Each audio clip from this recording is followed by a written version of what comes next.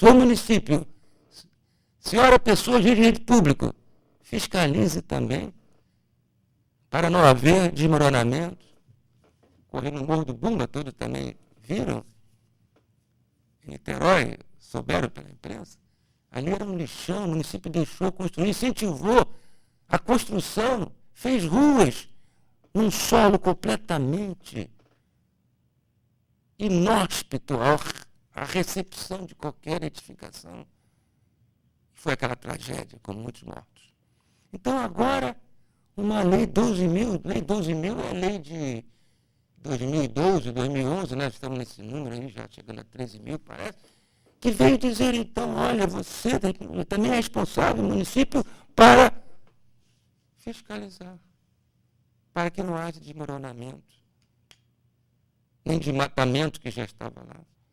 Que coisa ridícula, né, que o nosso país, até que ponto se chega. Muito bem. Mas o grande instrumento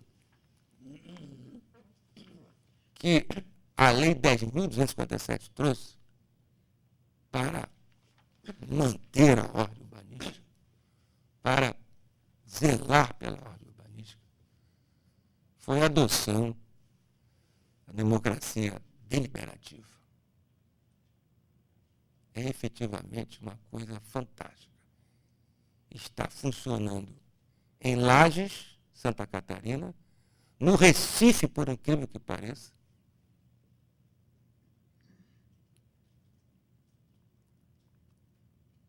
Tem uma cidade do Espírito Santo também que vem adotando e vem funcionando muito bem.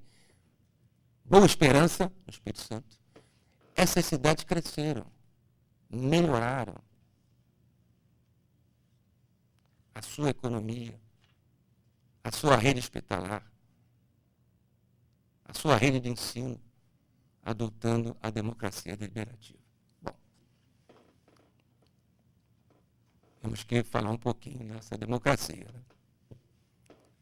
Democracia, governo do povo, né? Como já dizia Abraham Lincoln, do povo para o povo. Nós podemos dividi-la constitucionalmente, adotada, inclusive pelo artigo 1º também, em direta e indireta. Direta era a democracia grega, que todos conhecem. A romana era meio afastada, mas a Grécia, todo mundo sabe, todos sabem que na água se decidia tudo. Havia participação da população. Mas a democracia direta, num país continental como o nosso, fica difícil. Em países populosos também. Aí veio a democracia representativa ou indireta,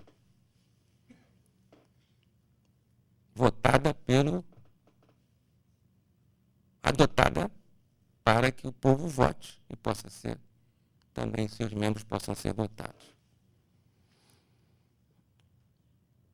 Criou-se, depois de certo tempo, a democracia participativa. A Constituição Federal adota a democracia participativa também em artigos referentes à Previdência. E também em artigos referentes à política urbana. Fora, inclusive, do artigo 182. Muito bem. A democracia participativa, que não é a deliberativa, funciona da seguinte forma. São convocados cidadãos para votar. Mas eles dão suas opiniões, seus votos, mas não participam da deliberação coletiva. A deliberação coletiva só existe na democracia deliberativa. Mas a participativa já é boa, adotada por inúmeros países. Na Suíça, por exemplo, para se mudar uma mão de uma rua, né? tem democracia participativa. Mudar a mão no trânsito de uma rua. Vamos todos votar.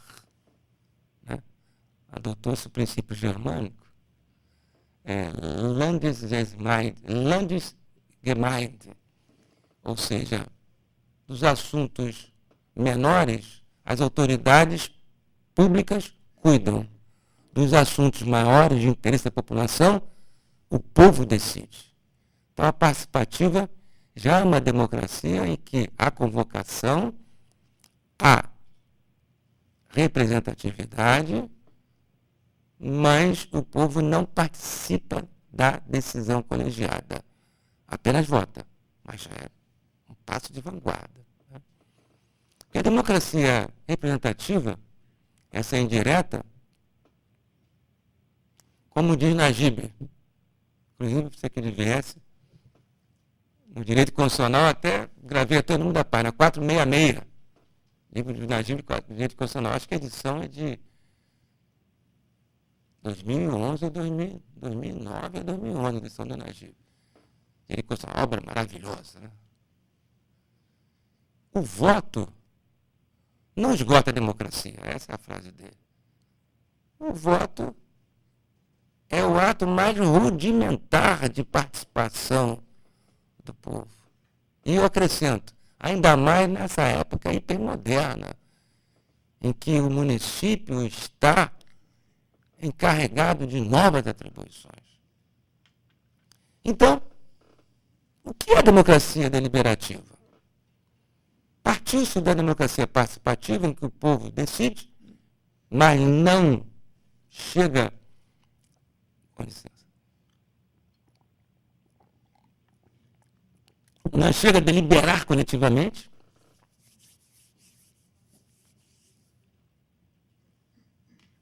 porém, a audiência pública na participativa não vincula. Mas claro que vincula para países que respeitam o cidadão. Na Suíça, na Alemanha, isso funciona muito bem.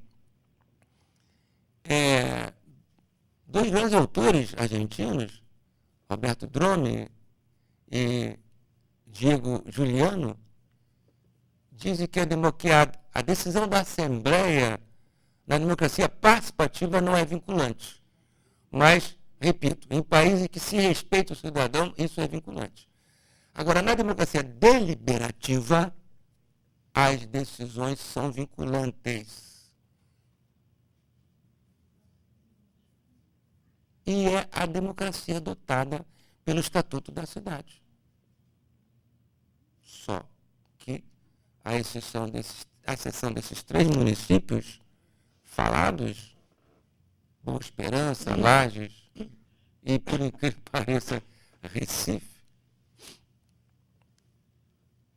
nós não estamos vendo um cumprimento do Estatuto da Cidade no tocante à democracia deliberativa. E como funciona? Então, a democracia, vamos dizer assim, pode ser dividida em representativa ou indireta e participativa. Ambas adotadas no artigo 1º da Constituição Federal. Na participativa, podemos falar assim, uma participativa simples, sem vinculação, sem deliberação coletiva, e uma participativa qualificada, que daria então a democracia deliberativa, em que o povo é convidado pela Assembleia, audiência pública, para votar e deliberar coletivamente. Que é o que está no Estatuto da Cidade, no artigo 1º, 2º, 39, 40, 41, 42. E 41A, 41B, que já foi alterado, né? O povo deve participar, deve ser convocado. Eu não, só me lembro de uma vez aí, talvez tenha um ano, em Niterói, houve um ensaio de uma audiência pública para a revitalização do centro da cidade, mas também foi suspensa. Cabe em Niemeyer, lá tem... Niemeyer, como todos sabem, né, investiu não, ele realmente projetou a cidade lá com o museu e com o Caminho Niemeyer, que até hoje não está inaugurado. Então se tentou realizar uma audiência pública, mas parece que também foi suspensa para definir, de uma vez por todas, como implementar de vez o caminho Niemeyer, que o Niterói está lá, aquele Museu do Cinema já ficando velho, até hoje não inaugurado, que faz parte do caminho Niemeyer. Então, Niterói, Rio de Janeiro, estamos longe dessa efetivação dessa política. Muito bem. Mas como funciona? O povo é convocado. Convocado e se adota o princípio da ética do discurso, de inspiração habermasiana, ou seja, de Jürgen Habermas, grande filósofo alemão, vivo ainda, objeto de tantos estudos. Na democracia deliberativa, com a ética do discurso, todos vão discutir sem ferir a ética, ou seja, sem levar valores pessoais. Na verdade, essa palavra, diz o professor, foi um colega meu, foi meu professor de mestrado na UF, Joaquim Leonel de Rezende Alvim. Ele é o único que fala que essa palavra não foi bem traduzida. Na verdade, seria ética da discussão e não ética do discurso. Joaquim Leonel é o único que fala isso. Por quê? O que é ética do discurso? Ah, não. Suponhamos que eu já estou aposentado, né? Suponhamos que eu esteja discutindo lá na universidade e falo assim, quando eu era juiz eu julgava assim, vocês estão errados. Isso aí seria a ética. A ética da discussão. Não é a ética do discurso, é a discussão. Porque o Joaquim Leonel, esse grande colega, professor titular de filosofia, do direito, é um bom nome para chamar, fazer uma palestra aqui também, Joaquim Leonel de Rezende Alvim, para fazer uma palestra aqui nessa nosso fórum disciplinar, falou, essa palavra não foi bem traduzida, seria ética da discussão. Então seria a ética saindo do tema, levando valores pessoais para discutir. Então, levando em consideração o princípio da ética do discurso, ou da discussão, os prefeitos convocariam os cidadãos e todos votariam naquela audiência pública para poder dizer, por exemplo, o que é mais importante? Suponhamos na época de Niterói, né? É fazer um museu de projeção internacional ou construir um grande hospital municipal? Não sei, o povo tinha que votar sobre isso. Só o projeto custou muito caro, eu acompanhei. O prefeito foi obrigado a elevar um posto predial em valores exorbitantes, inclusive aumentando a alíquota sem observar o princípio da anterioridade. Porque eu vivi lá em Niterói com o prefeito já saiu, não vou nem dizer o nome, porque vocês sabem. Graças a Deus. Então, era a época, vocês querem museu ou vocês querem hospital municipal? Já que o Hospital Antônio Pedro da UF não estava atendendo. Não, faz o museu, tudo bem, projetou Niterói, o museu conhecido internacionalmente, mas será que a população queria o museu naquela época? A população não carecia, né, de uma assistência maior? Hoje, por exemplo, lá, o Hospital Municipal Antônio Pedro, o Hospital Universitário Antônio Pedro, está sucateado. E, no entanto, a reitoria da UF está construindo vários prédios lá no Graguatá, onde às vezes também ministro aulas e também faço cursos de língua estrangeira. O que é mais importante? É a saúde ou o ensino? Para ensinar pessoas que vão morrer, não adianta, né? Então, primeiro a saúde, depois os prédios para novas escolas. E o que estamos assistindo no Brasil também? Estamos assistindo um incentivo à escola universitária, quando o incentivo deve ser para a escola fundamental, para o ensino fundamental. Né? Mas, enfim, a democracia deliberativa, o povo vota e diz, nós queremos isso, queremos aquilo, não queremos isso.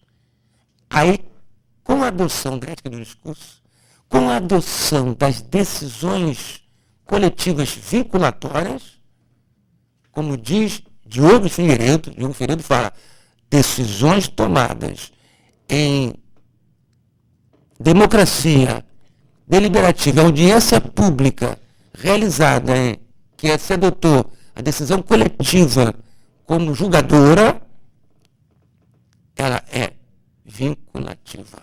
João Figueiredo afirma isso com linhas próprias dele, grande autor administrativista, Diogo Figueiredo Moreira Neto.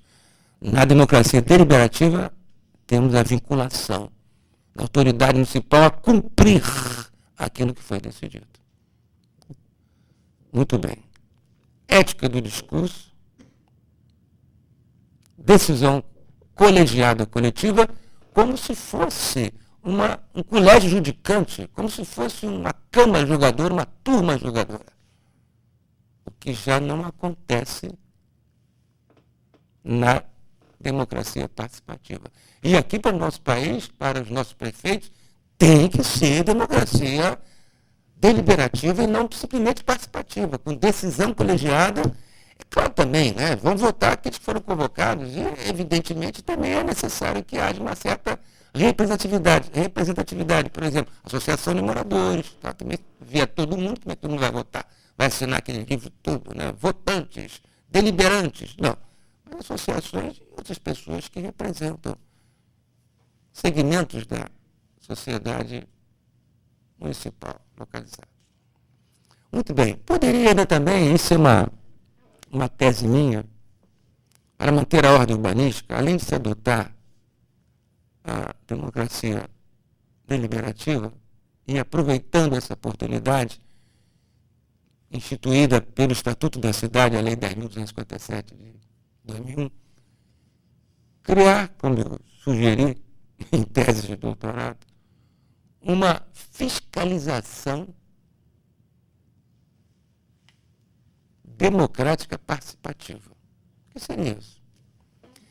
Se aqueles cidadãos foram convocados para audiência pública na democracia deliberativa vinculatória, podiam alguns interessados e associações, representantes de comunidades, não a comunidade no sentido pejorativo, comunidade mesmo, né, no bom sentido da palavra. Porque comunidade hoje, praticamente sinônimo de favela, né, de um grupo de pessoas de poucos recursos que moram em habitações não condizentes com a dignidade humana. Mas comunidades mesmo, tanto é que lá fora se chama direito municipal, direito comunal, as comunas, né? Tanto na Alemanha quanto nos países da comunidade europeia, todos, França, direito comunitário, comunal, não só municipal. Então, através de uma nomeação sem investidura, claro, em função pública, aqueles que participaram e deliberaram poderiam também ser nomeados fiscais coadjuvantes da polícia administrativa, da polícia das edificações principalmente, e também da polícia de fiscalização de transportes públicos, de hospitais. Eles seriam, vamos dizer assim, os denunciadores das irregularidades.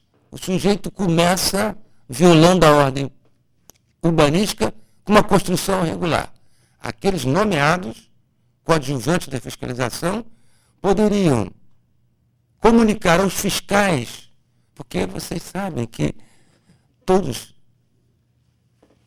assistem vários fiscais de posturas, né, fiscais municipais, desvirtuados de função, ocupando cargos comissionados, chefias, e o povo, né, lá fazendo o que quer, construindo regularmente, quando vai se acordar, já tem mais uma comunidade formada. Mas esses fiscais que deveriam estar na rua, fiscalizando os fiscais de posturas, fiscais de atividades econômicas, fiscalizando tudo, repito, né, investido no poder de coerção, observando a legalidade, investido no poder de autoexecução, autocontrolidade dos administrativos, eles poderiam ser comunicados por essas pessoas nomeadas na deliberação coletiva para fiscalizar como fiscais auxiliares. Seu fiscal, ó, iniciou, seu João, uma construção lá na rua tal. E parece irregular. O fiscal compareceria. Transporte assim coletivo, houve isso. Pneu careca. Então o povo participaria dessa fiscalização democrática participativa. Seria excelente, seria uma coisa maravilhosa, mas com audiência pública séria, com a votação e com a nomeação, claro, sem caráter de investidor em função pública, mas em função de interesse público, interesse coletivo dessas pessoas para ajudar, para coadjuvar na fiscalização que sempre ficou a cargo do município. Aí seria um município candidato a sair da desordem. O Estatuto da Cidade, ele é um diploma legal muito avançado, de 2001, mas muito menosprezado. Parece que quando sai é aquela euforia, agora vai funcionar e tal. 12 anos de vigência. Vai completar agora, no final do ano, 13 anos de vigência. Plano diretor, como falamos, nada. Poucos municípios. Democracia deliberativa, expressa, audiência pública expressa, 39, 40, inciso 1, 41A, 41. Nada. Aí só resta ao Ministério Público e aos órgãos legitimados a propor ação civil pública compelir o município a atuar, a fazer. Mas se adotássemos, se os prefeitos deixassem um pouquinho de lado, né, seus anseios politiqueiros ou políticos, o município estaria funcionando muito melhor e atendendo muito mais aos interesses da coletividade, ao interesse público. Porque o interesse público é o somatório dos interesses coletivos. E esse interesse público deve estar acima de qualquer interesse, acima do individual, acima do coletivo. Daí se falar em interesse público. E o interesse público, ele está muito vinculado ao poder de polícia, definido no artigo 78 da lei tributária. A definição, todos os estudantes, todos os bacharéis aqui presentes, esse eventuário, sabem que a definição do poder de polícia, controlando, fiscalizando, está no artigo 78 da lei tributária da lei 5.172 de 66. E esse interesse público é demonstrado com o limite dos interesses individuais. E também limite aos seus interesses, aos interesses políticos ou politiqueiros dos administradores públicos, das autoridades públicas. Interesse público. O interesse público é atendido muito quando se aplica os princípios da democracia deliberativa. A gestão democrática, a participação do povo, na votação. O povo não pode ficar isolado, o povo não pode ser tão massacrado como tem sido pelas autoridades públicas, principalmente municipais. Quando se assiste, por exemplo, Guido Mantega dizendo: batemos mais um recorde na arrecadação. E assistimos nossos irmãos nos corredores, morrendo a língua, precisando o cidadão ingressar na justiça para obter uma consulta, uma cirurgia, um remédio. E vem o ministro e fala: bateu-se mais um recorde nesse semestre da arrecadação.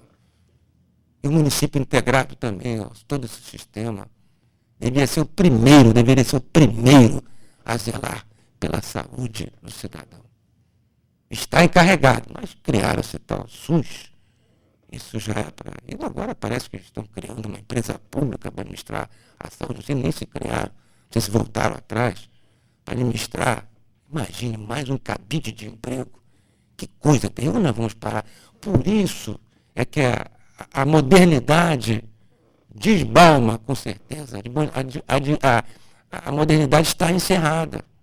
A pós-modernidade, com essas tensões todas, essas tensões vieram desestabilizar a ordem geral. Mas isso é fruto de um país mal governado, mal administrado, que só se rege pela política. A política ele toma lá da cá, a política eleitoreira, não aquela política voltada para o cidadão, a política voltada para o interesse público. Agora, o município é o mais encarregado. E sempre lembrando, ele é o nosso sucessor. Então, ele nos deve os serviços públicos.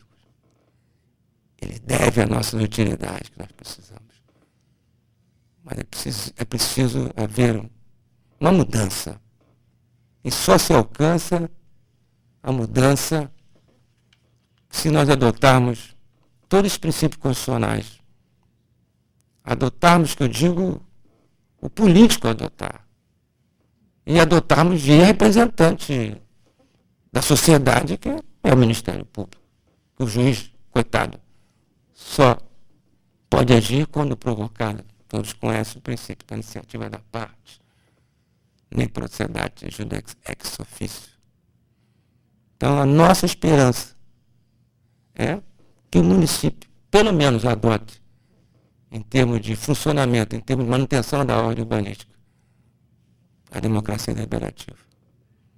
E que as autoridades municipais façam um pouquinho mais, como se conhece da filosofia jurídica, da filosofia do direito, o ótimo de Pareto. Gilfredo de Pareto lançou a seguinte teoria: com o mínimo de esforço se pode fazer muito e atingir um grande número e beneficiar um grande número de pessoas. Mas o ótimo de Pareto também é desprezado. O interesse público também é desprezado. A democracia deliberativa não é adotada. O plano diretor, prazo determinado em 30/6/2008. Está lá no Estatuto da Cidade. Também não. Mas ainda resta esperança. Nesse mundo hipermoderno, quem sabe podemos mudar. Mas vem novas eleições, vem eleições aí, agora no final do ano, mas não vamos ter eleições municipais. Mas precisamos saber dos nossos políticos, conhecê-los e votar bem. E tomara que eles adotem também a democracia deliberativa. E não é somente no âmbito municipal, né? Porque a Constituição prevê, abre um caminho no artigo 1º, prevê em outros artigos, 19 ou 29, não estou me acordando, para que a população receba seus serviços. Eu encerro agradecendo a oportunidade, ao desembargador Amaroeira, a oportunidade de estar aqui transmitindo essas notícias, não são notícias, são experiências para os senhores advogados, estudantes, secretários de justiça, e para saber que nós precisamos mudar muito, né? Porque está faltando, como diz sempre o desembargador Lara, ética, seriedade no nosso governo. Muito obrigado.